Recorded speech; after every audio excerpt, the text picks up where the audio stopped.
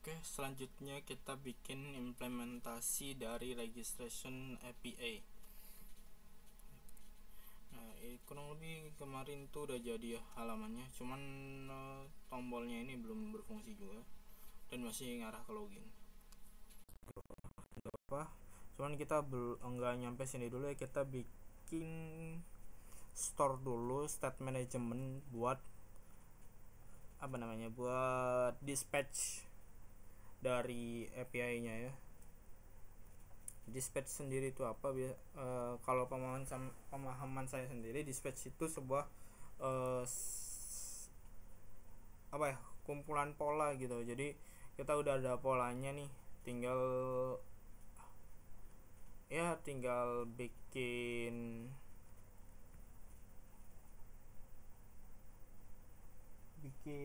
masukin inputannya aja gitu yang dibutuhin. Jadi dalam satu file .view nanti kita nggak masukin banyak logic, kurang lebih seperti itu sih.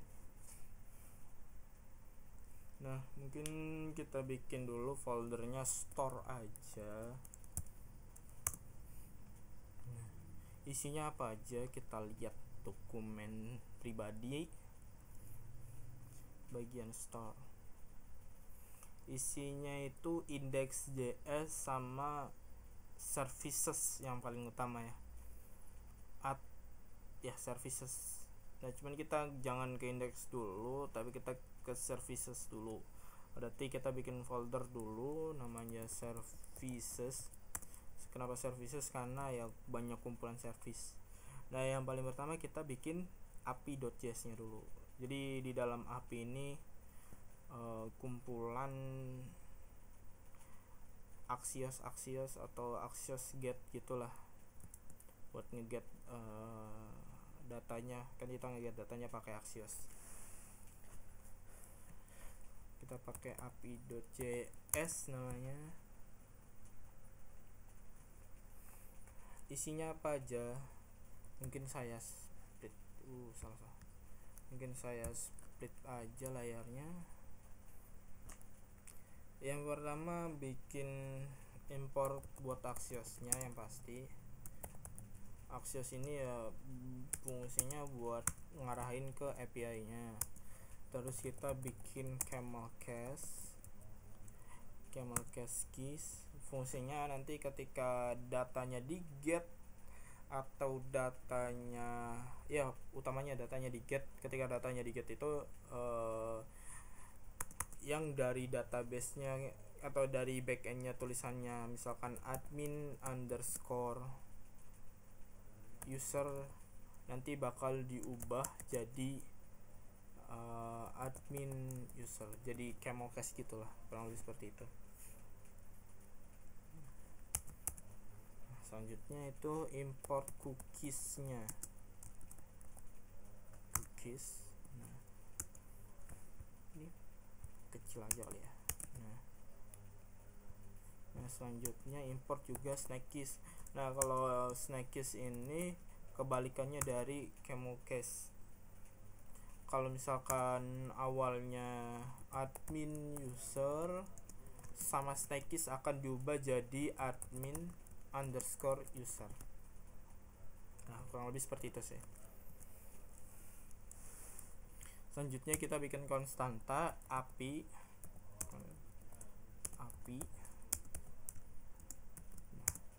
Isinya apa aja? Isinya ada init. Nah, fungsi init ini saya bikin buat dipanggil di beberapa metode nantinya ya. Jadi bisa dipakai di beberapa metode yang berisi default dari URL-nya. Nah, karena kita satu file, kalau kita mau nge-get API kan tinggal /api/ ya kan, tinggal di belakangnya yang berbeda-beda. Nah, kurang lebih seperti itu. Lalu kita kasih default headernya. Jadi ya ketika dikirim tuh bentukannya tuh kontennya tuh bentukannya multipart form data atau bisa nginputin gambar gitulah, multipart form data. Nah,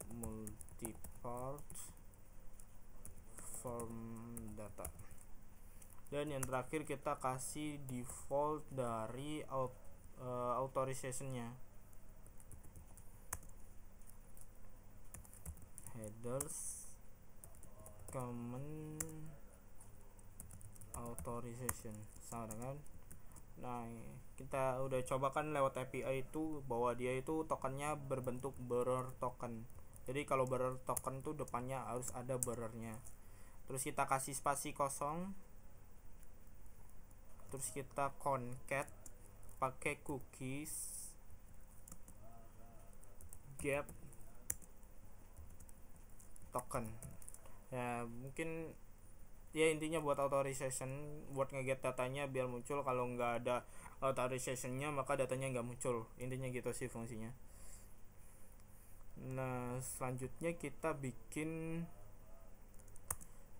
fungsi set access control.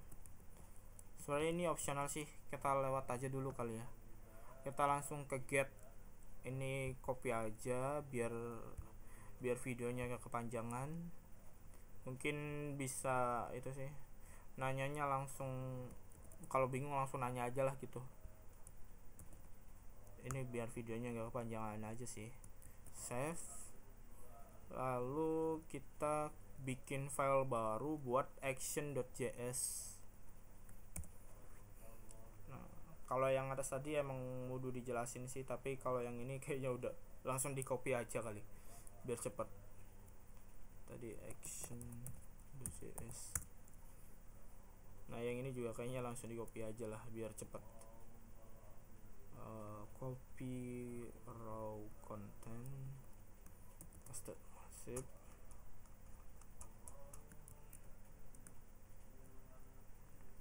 Nah, setelah itu kita ke index.js nya, kita bikin index.js.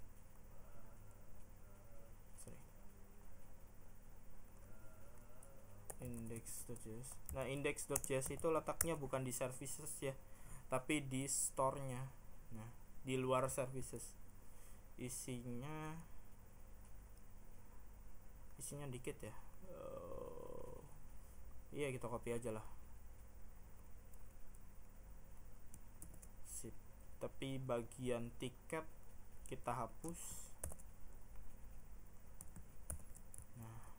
Setelah itu jangan lupa kita panggil di dalam app.get nya, di import store. Nah, lalu kita use store. Nah, sudah. Kalau sudah, kita bisa pakai nih dispatch-nya.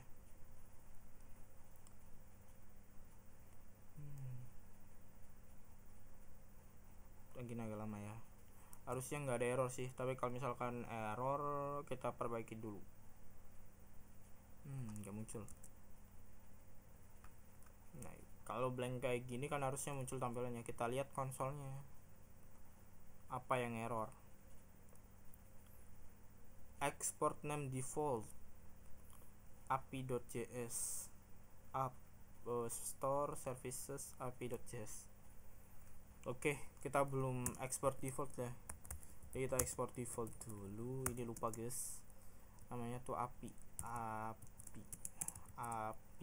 Nah, sip. Terusnya udah sih, gitu aja.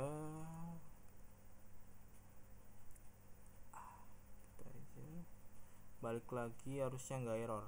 Nah, kalau nggak error kita bisa eksekusi nih API-nya.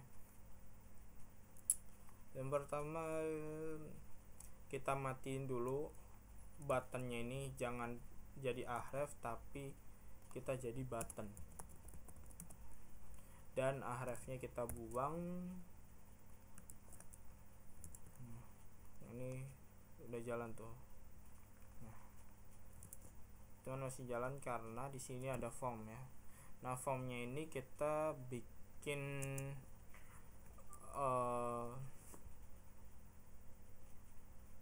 directive pakai add submit,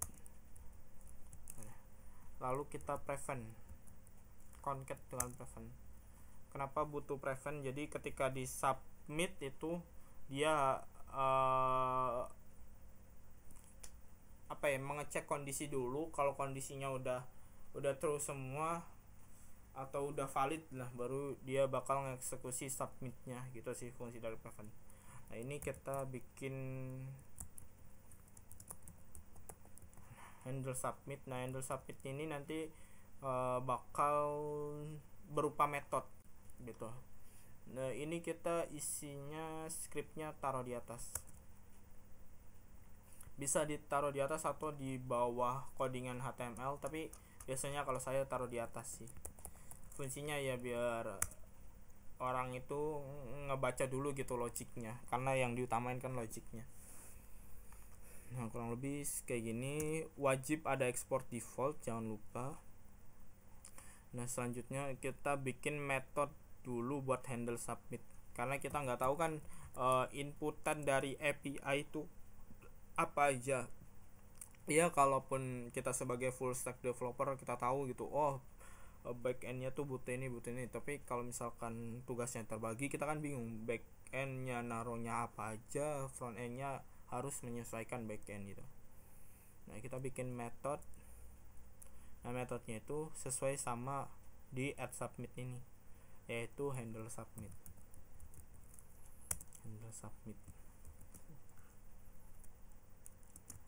Kurung bawah. Yang pertama kita apain? Kita langsung aja dipanggil store-nya yang udah dibikin. Store dispatch. Nah, ini sih kalian jelasinnya sambil jalan buat isi action itu apa aja. Nah, salah satu isi actionnya itu yaitu buat di sini. Jadi dia itu dispatch itu menerima dua value, satu string, satu array. Nah buat yang string yang pertama ini diambil dari action.js. Jadi dia yaitu ngambil dari ini nih, fungsi ini ada get data, show data, terus post data. Nah karena API yang kita bikin kemarin berbentuknya metodenya post, maka kita kasihnya post data. Nah terus butuh di array-nya butuh apa lagi? Pertama butuh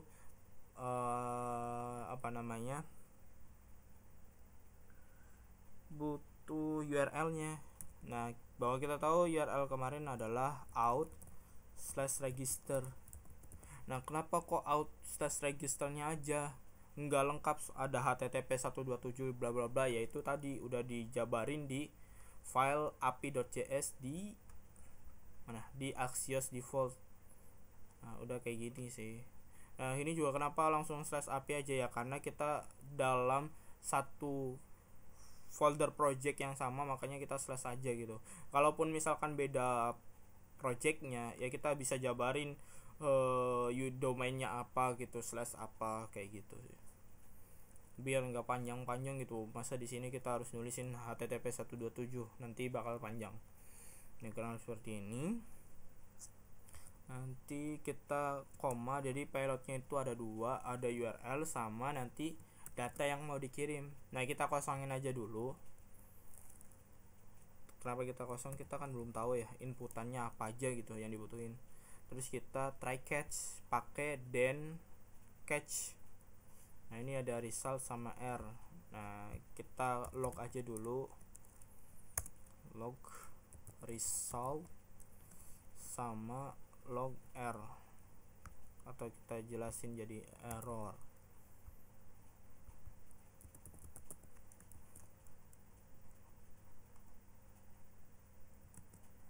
Nah, kalau kita langsung jalanin registernya, konsolnya kita clear, harusnya dia udah muncul. Nah dia udah muncul bahwasanya error. Kalau kita buka terus kita ke response bagian data messages, nah ternyata kita butuh email, name, sama password. Nah otomatis form ini bakal menyesuaikan validasi ini. Jadi kita rubah tampilannya, ini yang atas, karena yang atas itu split, kita hapus dulu. Kita copy lagi dari email.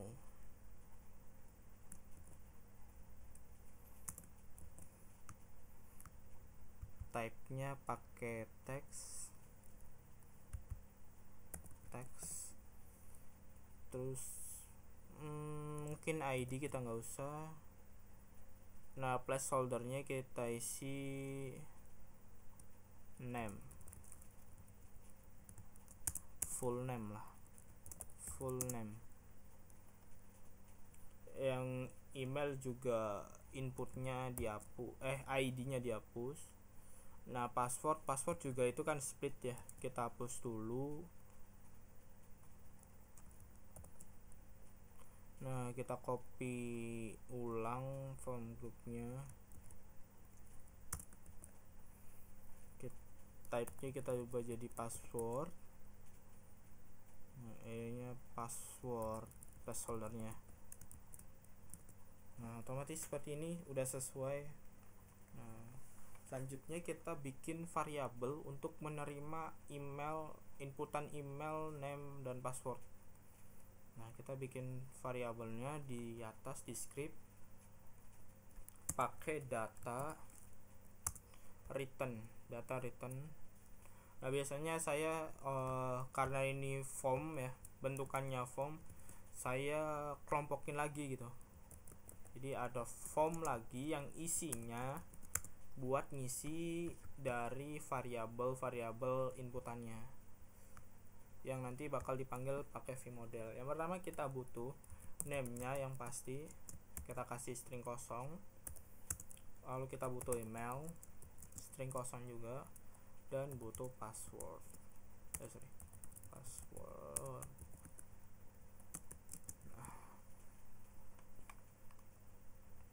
Nah, udah. Lalu kita panggil di setiap inputannya pakai vModel.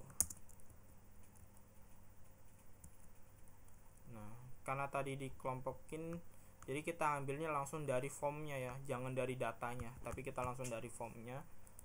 Form. Nah, name, karena kita yang pertama butuh name, kita copy aja. Yang kedua butuh email, yang ketiga password.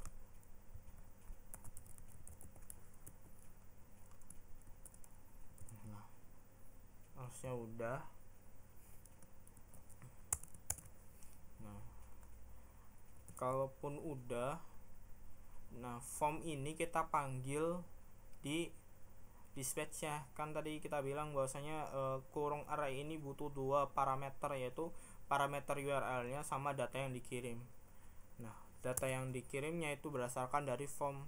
Nah, kita cara panggilnya yaitu pakai this form. Nah, jadi nanti ketika dikirim itu ya dia udah include name, email, dan password. Nah, udah di handle sama dispatch yang ada di action.js dan api.js. Jadi kita nggak perlu pusingin tuh ibaratnya belakangnya tuh kayak gimana, tapi kita udah pakai dispatch ya udah diatur gitu. Nah, kita coba, kita masukin misalkan full name-nya, atau kita cek dulu database-nya. Nah, di sini database-nya kan masih kosong ya, buat tabel user itu masih kosong. Nah, kita masukin katakanlah Hakim Asrori, emailnya hakim@mailinator.com, passwordnya password. Nah, kalau kita register account, kita tungguin. Nah, kalau dia muncul kayak gini, itu tandanya berhasil. Tahu berhasil apa enggaknya kita cek di database. Nah, ini kan kosong awalnya. Kalau kita refresh, nah dia udah masuk. Nah, ini tandanya kita implementasi API-nya udah jadi ya. Nah, cuman problemnya yaitu ketika error atau inputannya kosong, terus saya submit, nah dia error, tapi UI-nya itu gak tahu ini tuh error apa enggak. Nah, kita bikin tampilan error. Kita lihat dokumentasi Bootstrap-nya. Nah, dan SB admin ini itu pakai Bootstrap versi 4. Jadi ininya diubah dulu nih versinya. Kalau yang terbaru kan 5.1. Kalau sekarang itu pakainya versi 4. Terus pindah ke validation. Gak ada ya. Lihat aja dulu lah.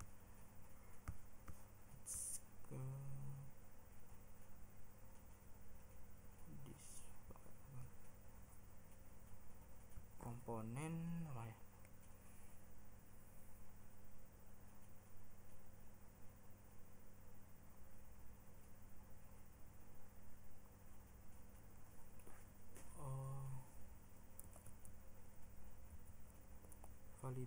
Validators. Ini form validation. Kalau submit, nah kita bakal pakai kayak gini. Kita pakai yang errornya ya. Contohnya city. Nah, kita butuh invalid feedback. Ini copy aja dulu deh. Sorry. Copy ke codingan, taruhnya tepat di bawah input. Dan satu lagi kita butuh invalid, kelas invalid. Di sini nggak ada. Nah, cara taunya gimana? Kita kasih kelas di inputnya, yaitu invalid.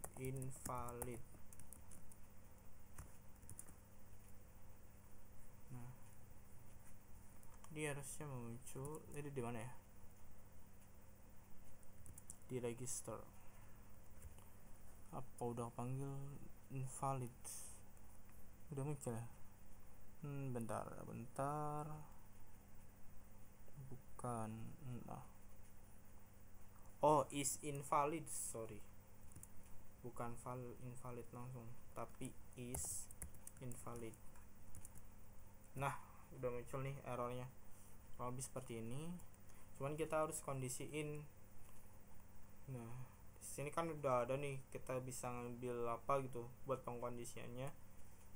Misalnya panggil respon, ada status. Nah, mungkin kita ngambil status ini ya. Caranya gampang, kita bikin variabel baru buat menerima error. Errornya itu ada di mana? Errornya itu ada di catch-nya, di catch error.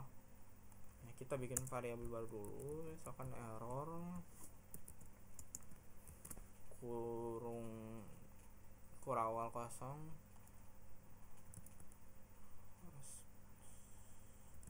Nah, di sini kita panggil this error yang nantinya akan diisi sama error. Cuman kan kalau misalkan error kan bentukannya nanti kayak gini ya. Nah, kita butuh masuk ke dalam responsnya. Berarti dot response.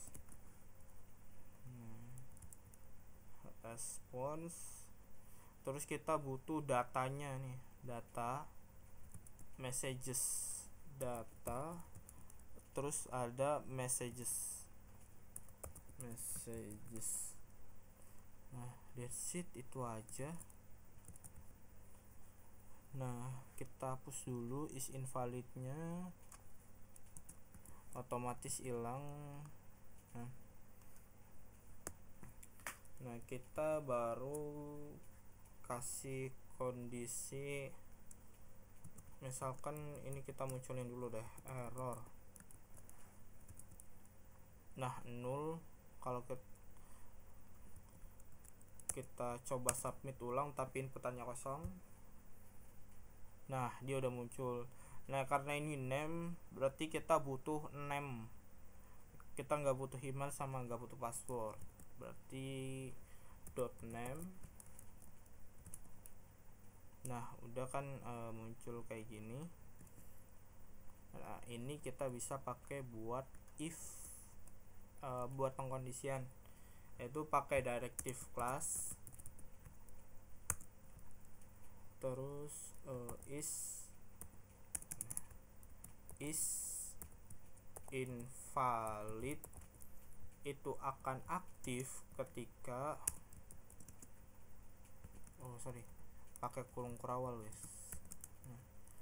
Akan aktif ketika ada error.name. Nah tuh dia bakal muncul, atau enggak kita refresh dulu deh. Nah dia nggak muncul defaultnya. Nah, kita submit ulang. Nah dia muncul tuh, tinggal nanti please provide ini berisi dari sini. Nah, karena ini berbentuknya array, jadi kita harus pakai for each dulu guys. Jadi kita harus v4 buat for each nya, pakai for in itemnya berarti diisi error aja. Nah itemsnya ngambil dari error.name. Nah ini dihapus. Nah di sininya please provide nya kita hapus, diubah jadi error aja, data dari sananya gimana. Nah udah muncul tuh, this name field is required. Nah kita lakukan hal yang sama buat email juga dan password.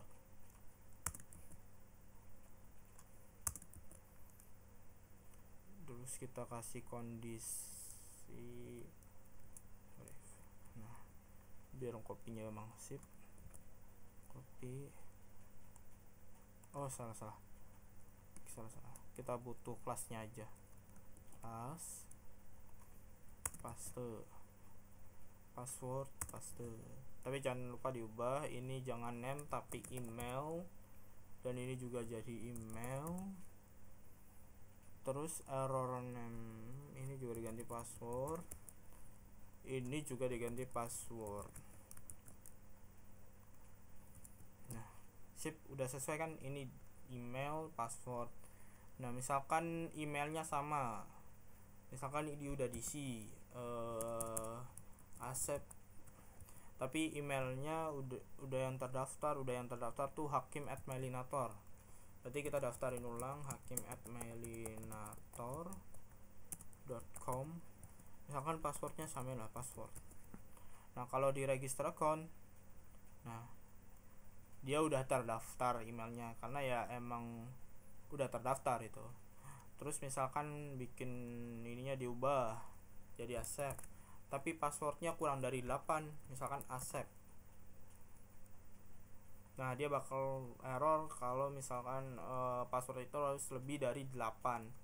Maka misalkan Asep 1 2 3 4 register. Nah ini kita nggak tahu berhasil apa enggaknya. Kita coba lihatnya di ini database. Nah udah berhasil tuh. Mungkin kita bikin apa namanya ya, bikin, kalau udah berhasil kita pindahin ke halaman login. Caranya tinggal pakai this router push ke out/login.